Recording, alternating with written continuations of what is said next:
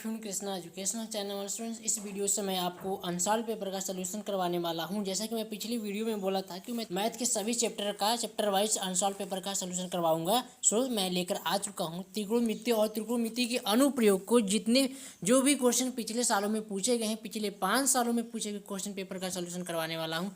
आपको मैं दिखा रहा हूँ यहाँ पे त्रिकोणमिति में पिछले 5 साल में पूछे गए सवालों को 2017 से लेकर 2024-23 तक के जितने भी क्वेश्चन पेपर आए हुए हैं आपको मैं एक बार फटाफट दिखा देता हूं। उसके बाद फिर अपना सॉल्यूशन करेंगे।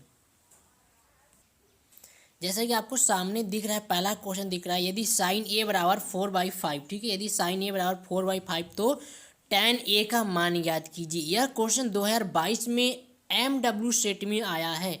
देखिए 2 cos स्क्वायर 45 डिग्री -1 और इक्वल टू cos थीटा है। यह क्वेश्चन जो है 2023 में भी आया है और 2022 में भी आया है, ठीक है। इस प्रकार सभी क्वेश्चन आपके सामने हैं, आप इसको नोट कर सकते हैं, ठीक है। ये सभी क्वेश्चन जितनी बार पूछे गए हैं एग्जाम में, रिपीटेड क्वेश्चन है, जितनी बार भी पूछे गए हैं सबको मैं लिख के आपके सामने रिप्रेजेंट कर रहा हूँ, ठीक है। तो देखिए जैसा मैंने कहा कि सभी क्वेश्चन का मैं सलूशन करवाऊंगा। सो पहला क्वेश्चन जो यहाँ पे आपने अभी देखा साइन ए बराबर 4/5 है तो tan ए का मान ज्ञात कीजिए। इसका सलूशन आपके सामने है, ठीक है। आप इसका सलूशन देखिए, ठीक है। साइन ए बराबर 4/5 है, ठीक है, इसको सॉल्व करते हैं। साइन ए बराबर 4/5 है तो साइन ए बराबर कितना होता है, साइन थीटा बराबर, चूंकि साइन थीटा बराबर 4/5 ये क्या होता है, साइन थीटा बराबर लंब बटा कर्ण होता है, ठीक है। तो देखिए लंब बटा जब कर्ण होता है तो हमको क्या निकालना है, tan ए निकालना है और tan ए बराबर होता है लंब बटा आधार होता है। लंब बटा आधार होता है यानी कि हमको आधार चाहिए। यहाँ पे लंब और कर्ण आधार नहीं है तो आधार निकालने के लिए पाइथागोरियन थ्योरम यूज करेंगे। आधार निकालने के लिए ये फार्मूला होता है। मैंने त्रिकोणमिति से जितने भी रिलेटेड फार्मूले यूज होने वाले हैं, फार्मूलों का मैं एक अलग से ही वीडियो बना चुका हूँ। उस वीडियो का लिंक डिस्क्रिप्शन में, आप वहाँ से जाकर उसको चेक कर सकते हैं। सभी फार्मूला मैं डिस्कस किया हूँ। यहाँ पे इस वीडियो में केवल क्वेश्चन और उसका सॉल्यूशन का डिस्कशन करने वाला हूँ। इसमें फार्मूला थोड़ा बहुत बस बता देंगे, आपको फार्मूला लर्न होनी चाहिए, ठीक है। अब देखिए इस प्रकार इसको सॉल्व करेंगे। कर्ण कितना है, 5 है और माइनस में लम इन 25 -16 और 9 हो जाएगा। 9 किसका स्क्वायर है और 3 का, ठीक है। तो यहाँ पे हमारा ये 3 हो गया। tan थीटा बराबर लंब बटा आधार है तो 4/5 हमने निकाल लिया। लंब बटा आधार, लंब कितना हो जाएगा 4/3, ठीक है, लंब बटा आधार। नेक्स्ट क्वेश्चन देखिए, इसमें जो नेक्स्ट क्वेश्चन था इसको देखिए। तो चलिए जो नेक्स्ट क्वेश्चन है 2 cos square 45 degree -1 equal to cos theta है। ये वाला क्वेश्चन देखिए 2023 में जो आया हुआ है, ये वाला क्वेश्चन, इसको सॉल्व करते हैं। यहाँ पे देखिए क्वेश्चन नंबर 2 का सोल्यूशन देखिए। क्वेश्चन नंबर 2 का सोल्यूशन आप देखिए। 2 cos square 45 degree -1 equal to cos theta, तो थीटा की वैल्यू निकालना है। तो देखिए यहाँ पे 2 cos स्क्वायर 45 डिग्री के वैल्यू 1/√2 होता है। तो 2 × 1/2, ठीक है। वो 2 cos थीटा, cos नहीं लिखना है यहाँ पे, ठीक है। 1/√2 का स्क्वायर करेंगे -1 इक्वल टू cos थीटा 2, और इसका स्क्वायर करेंगे रूट वाली संख्या, किसी भी रूट वाली संख्या की स्क्वायर करेंगे तो वह संख्या एग्जैक्टली आ जाती है। √4 होगा, √4 का वैल्यू 2 हो जाता है। 1/2 माइनस में 1, अब देखो 2 से 2 कैंसिल हो जाएगा, 2 से 2 यहाँ पे कट हो जाएगा, ठीक है। तो एक कितना आ जाएगा, -1 0 हो जाएगा। cos थीटा बराबर कितना आ जाएगा, cos थीटा बराबर हमारा 0, और cos 0 का वैल्यू कितना होता है 90 डिग्री होता है। यहाँ π/2 मतलब 90 डिग्री, पाई का मान 180 डिग्री होता है और 2 cos 90 डिग्री को रिप्रेजेंट करता है, ठीक है। थीटा बराबर π/2, ये बहुत इंपॉर्टेंट क्वेश्चन है, ठीक है। नेक्स्ट क्वेश्चन देखिए यहाँ पे cos a बराबर 7/25 है ये वाला। तो tan ए और cot ए का वैल्यू निकालना है, 2023 में पूछा गया DW स्टेट में, ठीक है। इसका सॉल्यूशन देखते हैं फटाफट। तो इस क्वेश्चन का सॉल्यूशन देखिए। cos थीटा बराबर आधार बटा कर्ण होता है, हमको चूंकि पता है। cos ए बराबर यहाँ पे कितना दिया 7/25 दिया, इसका मतलब आधार और कर्ण दिया है। बेस और हाइपोटेनियस दिया है तो तुरंत हम राइट एंगल ट्राइंगल बनाएंगे। बेस कितना है 7 और जो है कि हाइपोटेनियस हमारा 25 है। पाइथागोरियन थ्योरम लगा के हम परपेंडिकुलर निकाल लेंगे। परपेंडिकुलर आपके सामने निकला 24 आया हुआ है, ठीक है। ये सभी सवाल आपको आने चाहिए। ए का मान देखिए, जब यहाँ पे हमारा लंब निकल के आ जाएगा 24, तो tan थीटा बराबर हमारा लंब बटा आधार होता है। लंब कितना है, लंब हमारा 24, आधार अपन 7, 24/7, और cos थीटा इसका उल्टा होता है 7/24। अब इसका सॉल्व करने पर हम इतना यानी कि 625/168 लेकर आए हैं। अगर आपसे कट रहा है तो इसको काट दीजिएगा, नहीं तो हमारा आंसर इसका फाइनली है, ठीक है। नेक्स्ट क्वेश्चन देखते हैं। ये क्वेश्चन नंबर 3 तो हो गया। क्वेश्चन नंबर 4 कह रहा है कि साइन स्क्वायर 18 डिग्री और माइनस कॉस स्क्वायर 72 डिग्री का वैल्यू फाइंड करना है। तो इसका सोल्यूशन देखते हैं। तो चलिए इसका क्वेश्चन नंबर 4 का सोल्यूशन क्या है। कॉस स्क्वायर 18 डिग्री माइनस में cos sine square 18 degree minus में कॉस स्क्वायर 72 डिग्री है। इसमें आप किसी एक को चेंज कर दीजिए 90 माइनस थीटा करके, चाहे साइन को चेंज करिए चाहे कॉस को चेंज करिए, कट पिट के वैल्यू 0 हो जाएंगे। यहाँ पे मैंने कॉस को चेंज किया है।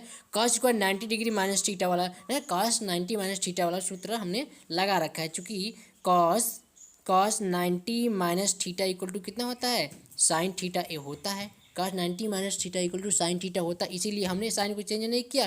कॉस स्क्वायर 90 माइनस थीटा यानी कि साइन स्क्वायर 18 डिग्री हो जाएगा और 18 दोनों कैंसिल हो गए, इक्वल टू 0 हो गया। क्वेश्चन नंबर 4 का सोल्यूशन रहा। अब क्वेश्चन नंबर 5 को देखते हैं।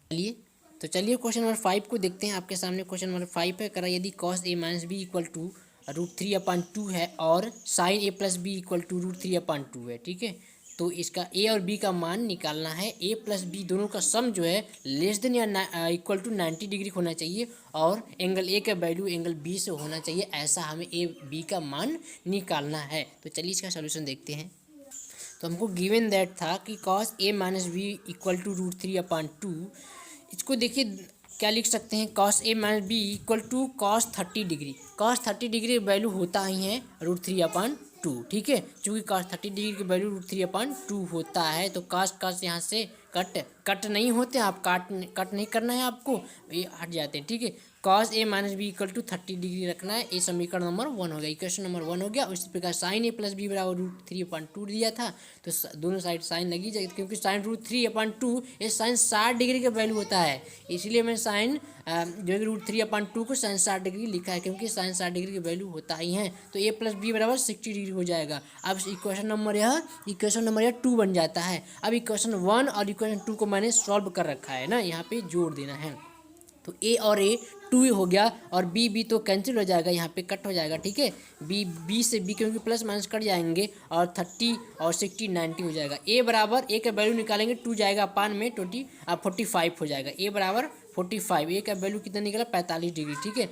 ए का मान चाहे समीकरण 1 में रख दो चाहे समीकरण 2 में रख दो, हमने ए का मान समीकरण 2 में रख दिया है, ठीक है। ए की जगह हम क्या रखेंगे, ए प्लस बी बराबर 60 डिग्री है, एक जगह 45 डिग्री रख दिया, प्लस में बी इक्वल टू 60। अब बी बराबर देखो 15 डिग्री, 15 डिग्री मान निकल के आया है बी का मान, तो है भी ना बी, एक ए का मान ग्रेटर देन बी है कि नहीं है, बिल्कुल है, बिल्कुल, क्योंकि एक मान 45 डिग्री और बी का मान 15 डिग्री है। इन दोनों को जोड़ना है तो या तो 90 से छोटा है या तो 90 से बराबर है, 90 के बराबर है, यही हमारा कंडीशन बगल में दे रखा था। अब क्वेश्चन नंबर 6 को देखते हैं। क्वेश्चन नंबर 6 देखिए, ये त्रिकोणमिति के अनुप्रयोग से आया हुआ है, बढ़िया क्वेश्चन है। ये एक सीधा राजमार्ग एक मीनार के पाद बिंदु तक जाता है। मीनार के शिखर पर खड़ा एक आदमी एक कार को 30 डिग्री के अवनमन कोण पर देखता है, जो मीनार की पाद की ओर एक समान चाल से जाती है। 6 सेकंड बाद कार का अवनमन कोण 60 डिग्री हो जाता है। इस बिंदु से मीनार के पाद तक पहुंचने में कार द्वारा लिया गया समय ज्ञात कीजिए। इसका सॉल्यूशन देखिए क्वेश्चन नंबर 6 का। क्वेश्चन नंबर 6 में कहा था कि एक सीधा राजमार्ग एक मीनार के पाद बिंदु तक जाता है, तो हमने माना कि सी डी एक राजमार्ग है, सी और डी एक राजमार्ग है। ये हमारा क्या राजमार्ग राज्य की ओर जा रहा है यार, ठीक है। और ए भी क्या है, हमारा मीनार है, ये हमने इसको मीनार मान लिया, ठीक है। ए भी मीनार है। बिंदु सी कार की पहली स्थिति, मान लीजिए कार यहाँ से राजपथ की ओर इधर आगे बढ़ रही है, ठीक है। कार यहाँ पे है पहली स्थिति में, ठीक है। बिंदु डी कार की जो है कि 6 सेकंड बाद डी पे आ जाती है, कार जो है 6 सेकंड बाद बिंदु डी पे आ जाती है, कार की सेकंड पोजीशन बन जाती है। इस केस में देखिए एक व्यक्ति मीनार के शीर्ष पर खड़ा है, मीनार के शीर्ष पर खड़ा होकर के इस कार को देख रहा है, तो वहाँ देखने पर जो एंगल बना रहा है यहाँ पे वो कितना है 60 डिग्री, ठीक है। वो कितना है 30 डिग्री बना रहा है, ठीक है। प्रारंभिक स्थिति में 30 डिग्री अवनमन कोण बन रहा है और सेकंड स्थिति में जब कार यहाँ आ जाती है 6 सेकंड बाद तो उस पोजीशन में 60 डिग्री का कोण बनाता है, अवनमन कोण बनता है। और अब जानते हैं अवनमन और उन्नयन दोनों इक्वल हो जाते हैं एकांतर अंतः कोण के कारण, ठीक है। एकांतर अंतः कोण आपको पता होना चाहिए। एक है कि ए डी बी में लिया, ए डी बी में tan थीटा ले रहे हैं, tan थीटा बराबर लंब बटा आधार होता है। लंब कितना है हमारा ए बी अपान आधार कितना है बी डी, तो tan 60 डिग्री के मान √3 A B upon B D बराबर बी को उधर भेज दिए और √3 नीचे आ जाएगा। बी डी बराबर ए हमारा बन के आ गया। अभी इसका यूज आगे करनी है। tan थीटा बराबर हमने लंब बटा आधार लिख रखा था, ठीक है। अब देखिए त्रिभुज ए बी सी में ट्राइंगल ए बी सी में देखिए क्या होता है, ए बी सी में tan थीटा बराबर ए बी अपान बी सी लंबटा आधार होता है, A B upon B C, A B upon B C ये पूरा आ जाएगा त्रिभुज ए बी सी में। तो tan 30 डिग्री एक बटा कड़ी में 3 और ए बी अपान बी सी। अब बी सी को लिखना है तो सी डी प्लस में डी भी लिख सकते हैं, क्योंकि हमको बी सी पूरा का लिखना है तो सी डी प्लस डी भी आराम से लिख सकते हैं। तो यही मैंने लिखा है। देखिए A B √3 equal to cross multiply हो जाएगा यहाँ पे, बी डी प्लस में डी सी हो गया।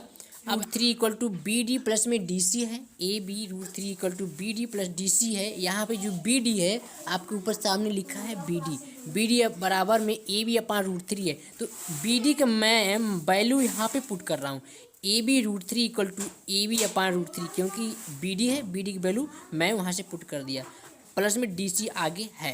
तो अब देखिए डी सी को मैंने यही रहने दिया, ए बी √3 को इस साइड लेके गए, यहाँ पे ऑलरेडी ए बी √3 मौजूद था तो उधर आया तो माइनस में हो जाएगा ए बी अपान √3। अब यहाँ से इसको मैं ए बी को कॉमन ले लिया, जब ए बी को कॉमन ले लिए ए बी को, तो क्या अंदर क्या बचेगा √3 माइनस में 1 अपान √3। तो डी सी बराबर ए बी। अब इसका हमने सोल्यूशन किया है, ठीक है। √3 जब भी √3 में √3 का मल्टीप्लाई करते हैं तो 3 बन जाएगा। किसी भी रूट वाली संख्या का उसी संख्या में मल्टीप्लाई करते हैं तो वही संख्या प्राप्त हो जाती है, यानी कि रूट हट जाती है। माइनस में 1 अपान √3 बचेगा, 3 में से 1 माइनस 2 ए बी अपान √3। अब देखिए डी सी निकला है, मतलब डी सी निकला यानी कि सी डी निकला है। सी डी की क्या निकला है, यह सी डी निकला है दूरी, ठीक है। सी डी दूरी निकला है। सी डी दूरी तय करने में कार द्वारा लिया गया कितना समय है, 6 सेकंड। सी डी दूरी तय करने में कार द्वारा 6 सेकंड का समय लिया गया था। अब आगे देखिए, हमको क्या पता है, दूरी पता हो गया, समय पता हो गया, तो मैं चाल निकाल सकता हूँ। चाल बराबर कितना होता है, दूरी बटा समय होता है। दूरी सी डी है, समय इतना है। सी डी बराबर कितना था, 2 ए बी अपान √3, ठीक है। अपान में 6 था नीचे, ठीक है, ये समय से। अब कितना हो जाएगा, 2 3 जा 6 कट जाएगा, 3 बार में 2 3 6 और 3√3 ए बी अपान 3√3 मीटर पर सेकंड हमारा बचेगा। मीटर पर सेकंड क्यों, क्योंकि चाल है, चाल का मात्रक मीटर प्रति सेकंड होता है। यानी कि अब बी डी दूरी तय करने में कार द्वारा लिया गया समय निकालना, समय बराबर दूरी बटा चाल। दूरी कितना है, बी डी, चाल हम निकाल लिए, चाल निकाल लिए। अब देखिए दूरी कितना है, ए बी अपान √3। ये जो बी डी पहले ही मैं निकाल के रखा था, यहाँ पे बी डी कितना था, ये हमारा दूरी था, ठीक है। यहाँ पे देखिए बी डी आपके सामने बी डी है, बी डी कितना है, बी डी तो दूरी ही तो था, बी डी बराबर ए बी अपान √3, यही मैं लिखा हूँ, ए बी अपान √3। और चाल कितना है, चाल आपके सामने अभी आया है, ठीक है। चाल आपके सामने अभी कितना आया था, ए बी अपान में 3√3, ठीक है। तो इसको मैं डिवाइड किया, एक कट पिट के कितना आ जाएगा, ये देखिए ये जाएगा ऊपर और ये, ठीक है। A B upon √3 multiply 3√3 upon A B, ठीक है। ए बी कैंसिल, √3 कैंसिल, ठीक है। ये कैंसिल हो जाएंगे, बचेगा कितना, 3 सेकंड। यानी कि मीनार के पास बिंदु तक जाने में कार द्वारा लिया गया समय 3 सेकंड। यह इसका सॉल्यूशन हो जाएगा। तो नेक्स्ट क्वेश्चन नंबर 7 को मैं अगली वीडियो में। Thanks for watching.